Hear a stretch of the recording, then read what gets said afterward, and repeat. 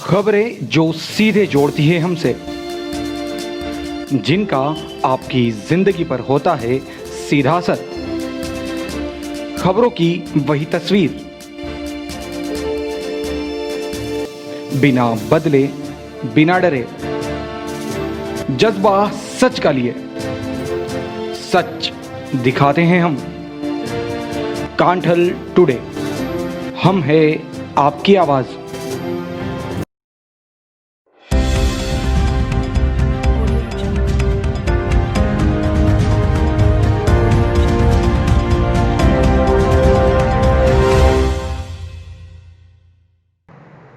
नमस्कार, मैं हूं इमरान मंसूरी और आप देख रहे हैं कांठल टुडे न्यूज। आइए खबरों की ओर रुख करने से पहले नजर डालते हैं आज की हेडलाइंस पर।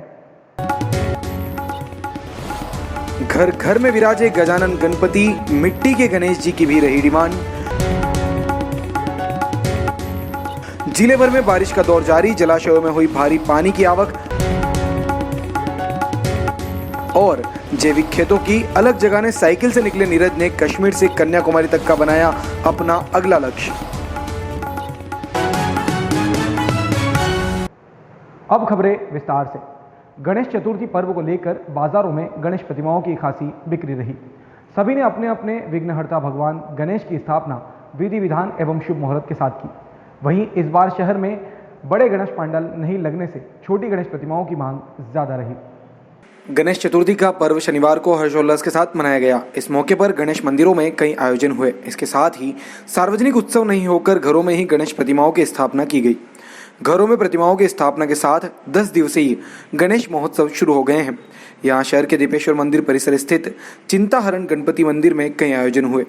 गणेश जी और रिद्धि सिद्धि की प्रतिमाओं का आकर्षक श्रृंगार किया गया। गोपालगंज स्थित गणेश मंदिर में भी कई आयोजन हुए।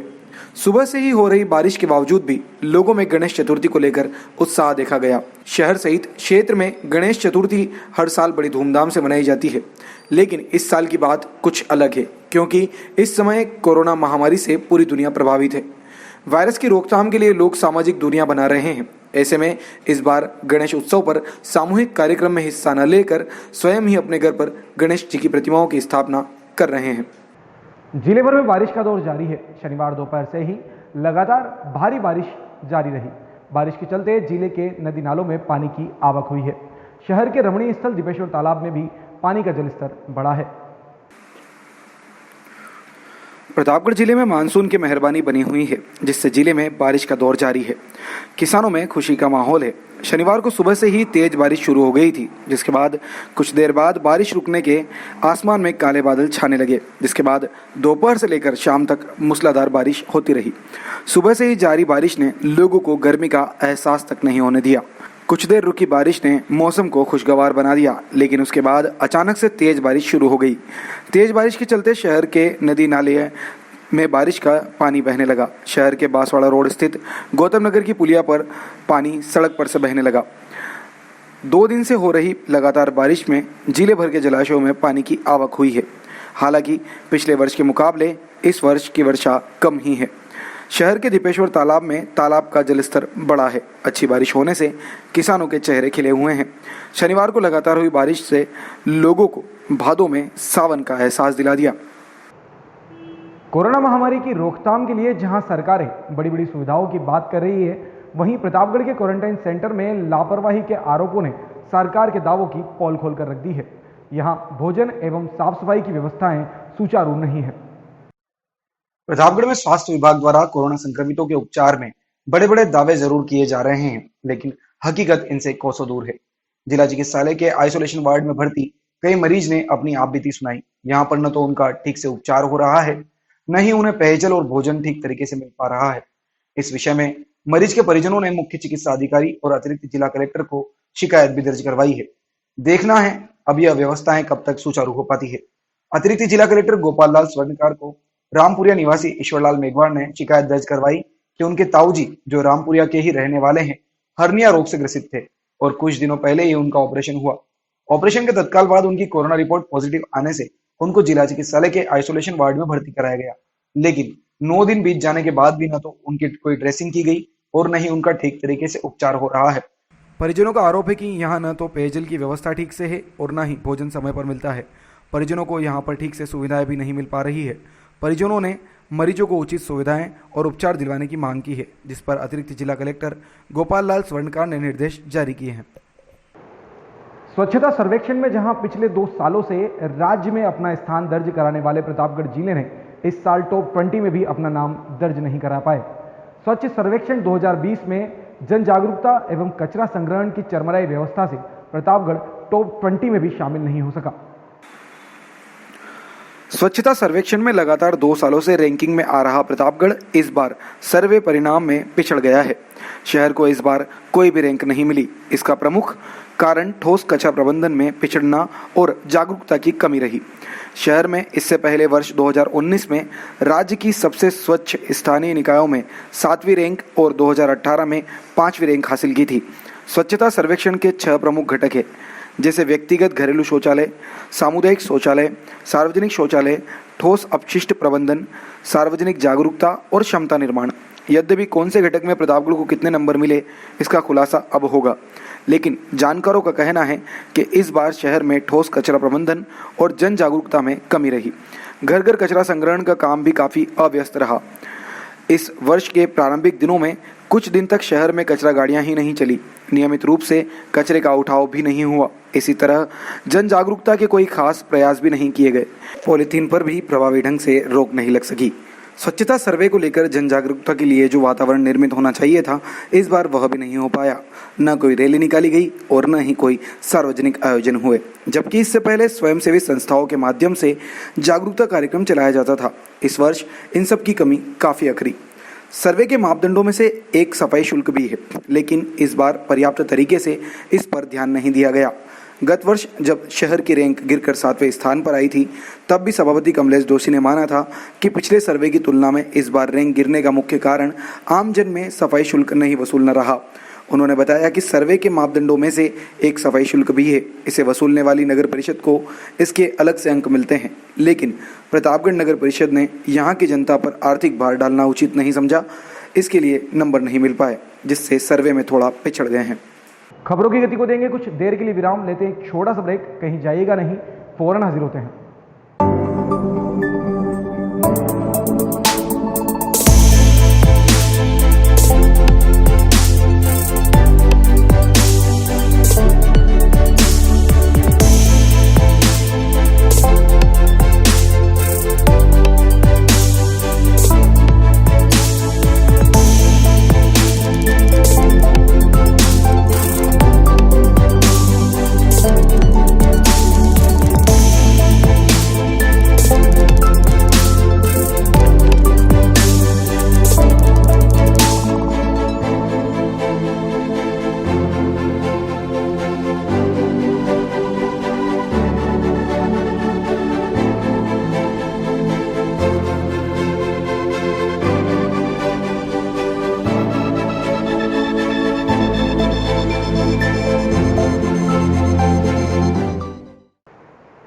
जैविक खाद को लेकर देश भर में अलग जगाने निकले नीरज प्रजापत साइकिल से घूम घूम कर किसानों को जैविक खेती के बारे में बताते हैं। रोजाना लगभग 70 से 80 किलोमीटर का सफर तय कर नीरज अलग अलग शहरों में जाकर किसानों से मिलते हैं और उन्हें जैविक खेती के फायदे बताते हैं।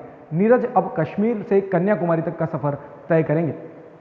साइकिल पर सवार होकर देश भर में जैविक खेती की जागरूकता फैला रहे नीरज प्रजापति बताते हैं कि अंधाधुंध कीटनाशकों के प्रयोग से हमारे खेतों की माटी की सेहत लगातार बिगड़ती जा रही है। हम अधिकाधिक उत्पादन की नीयत से रासायनिक कीटनाशकों का बड़ी मात्रा में प्रयोग करते हैं। इसका नतीजा यह हुआ कि अब हमारी धरा जवाब देने लगी है। ऐसे वातावरण में जैविक खेती के संवर्धन का हर तरफ माहौल बनाना आवश्यक है। ऐसे में कई जैविक योद्धाओं की तरह कार्य करने वाले किसान हैं जो लगातार जैविक खेती में नवाचार करते हुए जहर मुक्त खेती भी कर रहे हैं। ऐसे ही एक जाबाज प्रकृति प्रेमी युवा नीरज कुमार प्रजापति ने देश भर में साइकिल से यात्रा करके जैविक खेती की अलग जगाने का व जैविक संदेश फैलाने का एक पुनीत कार्य किया है। आंखों में जैविक के सपने संजोए 23 साल का यह युवा हरियाणा के सोनीपत समीपवर्ती अहुलाना गाँव का रहने वाला है। कैंसर ट्रेन से प्रभावित होकर ही नीरज ने अपने करियर की चिंता किए बिना इस युवा ने जैविक खेती की दिशा में अपने जीवन को मोड़ दिया। धीरे धीरे इस युवा की साइकिल यात्रा देश में कई बड़े बड़े शहरों से होकर गुजरने लगी। नीरज को सबसे बड़ा आघात तब लगा जब उसने देखा कि किस तरह से पंजाब हरियाणा में किसानों के खेत अंधाधुंध कीटनाशकों से लगातार प्रयोग से बंजर होने लगे हैं। किसान किस तरह से कैंसर के रोगी होने लगे हैं। बस यहीं से इस युवा ने अपने जीवन में जैविक खेती जागरूकता को अपना लक्ष्य बना लिया। तब से नीरज साइकिल से देश भर में घूमकर जैविक खेती का संदेश फैलाने लगा। 8 अप्रैल 2019 को नीरज ने साइकिल उठाई और निकल पड़ा लोगों को जैविक खेती के लिए जागरूक करना है। नियमित रूप से करीब 70 से 80 किलोमीटर तक का सफर तय करने के इस यात्रा में नीरज जगह जगह किसानों से मिलता है। किसान भाई बहनों को जैविक खेती के फायदे भी बताता है। रासायनिक खेती के नुकसान को भी यात्रा के दौरान नीरज किसानों तक पहुंचाता है। रोचक किस्से एवं कहानियों के माध्यम से नीरज किसान भाइयों और बहनों को जैविक खेती की उपयोगिता बताते हुए आगे बढ़ता जाता है। 9 अप्रैल 2019 को नीरज ने अपनी यह जैविक यात्रा हरियाणा सोनीपत से शुरू करके राज्य के अधिकांश हिस्सों में घूमते हुए 11,600 किलोमीटर का सफर पूरा किया। इसके पश्चात 23 फरवरी से 22 मार्च 2020 तक नीरज ने राजस्थान के सीकर, झुंझुनू, जोबनेर, दाता, कोटा, बूंदी, सवाई माधोपुर और झालावाड़ होते हुए लगभग 2,635 किलोमीटर की यात्रा पूर्ण की। इस प्रकार नीरज अब तक 15,885 किलोमीटर की यात्रा साइकिल पर पूर्ण करके जैविक खेती की जागरूकता का संचार कर चुके हैं। लॉकडाउन खुलने के बाद नीरज कश्मीर से कन्याकुमारी तक एक लंबी यात्रा का रिकॉर्ड बनाना चाहते हैं। नीरज का लक्ष्य साइकिल से 1,11,111 किलोमीटर का सफ़र तय करना है। इसके लिए बहुत जल्द ये उत्तर प्रदेश, बरेली, मुरादाबाद, हिसार, उत्तरांचल और हिमाचल प्रदेश होकर अपना अगला मार्ग तय करेंगे। जिला विधिक सेवा प्राधिकरण के निर्देशानुसार पौधारोपण के महाअभियान में जिला न्यायालय एवं पॉक्सो न्यायालय में पौधारोपण किया गया।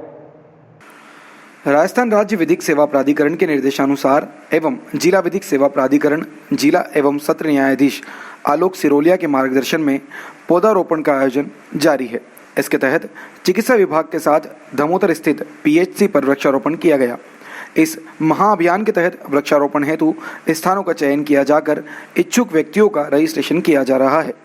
महाअभियान के तहत जिला न्यायालय परिसर एवं पोस्को न्यायालय परिसर में पौधारोपण किया गया, जिसमें उपवन संरक्षक संग्राम सिंह, प्राधिकरण सचिव लक्ष्मीकांत वैष्णव आदि ने पौधारोपण किया। बहरहाल समय हो चला है आपसे विदा लेने का। कल फिर होगी आपसे मुलाकात। प्रतापगढ़ जिले से जुड़ी खबरों को जानने के लिए देखते रहिए कांठल टुडे। कांठल टुडे परिवार के सभी दर्शकों को गणेश चतुर्थी की हार्दिक शुभकामनाएं। नमस्कार।